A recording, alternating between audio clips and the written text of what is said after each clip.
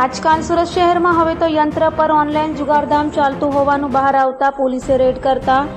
14 જુગારીઓની ધરપકડ કરીને જેલના સળિયા ગણતા કરી દેતા આ વિસ્તારમાં ચાલતા અન્ય જુગારધામવાળાઓમાં ફફડાટ વ્યાપી જવા પામ્યો છે। સુરત શહેરના જુગારીઓના બંધાણીઓ કોઈ પણ રીતે નવા નુસ્ખા અજમાવી જુગારધામ ચલાવી રહ્યા છે। ત્યારે કાપોદ્રા પોલીસને માહિતી મળી હતી કે કાપોદ્રાની ગાયત્રી સોસાયટીના એક ઘરમાં honest to online marketing franchisee નામ પર ઓનલાઈન જુગારધામ ચાલી રહ્યું છે, જેમાં યંત્ર પર આ જુગાર ચાલી રહ્યો છે। યંત્રના ચિત્ર પર રૂપિયા લગાવવાથી 1 રૂપિયાના 9 રૂપિયા એટલે કે 1ના 9 ગણા મળે છે। તે માહિતી મળતા જ પોલીસે ઘટના સ્થળે પહોંચી રેડ કરતા જુગારધામમાંથી 14 લોકોની પોલીસે ધરપકડ કરી હતી। ગઈકાલે કાપોદ્રા પોલીસ સ્ટેશન દ્વારા ગાયત્રી સોસાયટીમાં બિલ્ડિંગ નંબર 114માં એક દુકાનમાં જુગાર અંગેની રેડ કરવામાં આવેલી। આ જુગાર અંગેની રેડની હકીકત એવી છે કે આ દુકાનમાં honest to online marketing franchise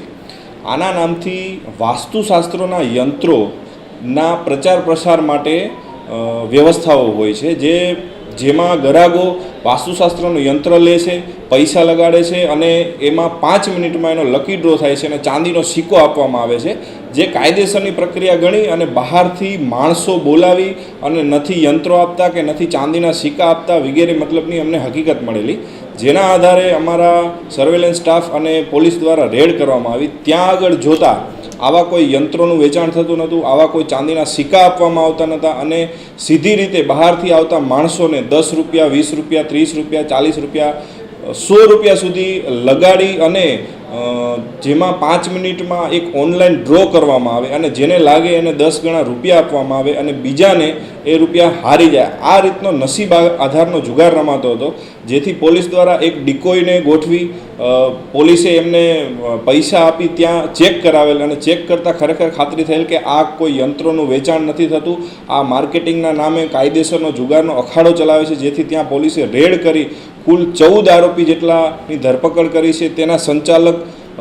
Jaydeepsinh Gohil જે આ અખાડો ચલાવે છે તેની પણ ધરપકડ કરવામાં આવે છે અને આ સમગ્ર નેટવર્ક તપાસ દરમિયાન એવું ખુલેલ છે કે ગાંધીધામથી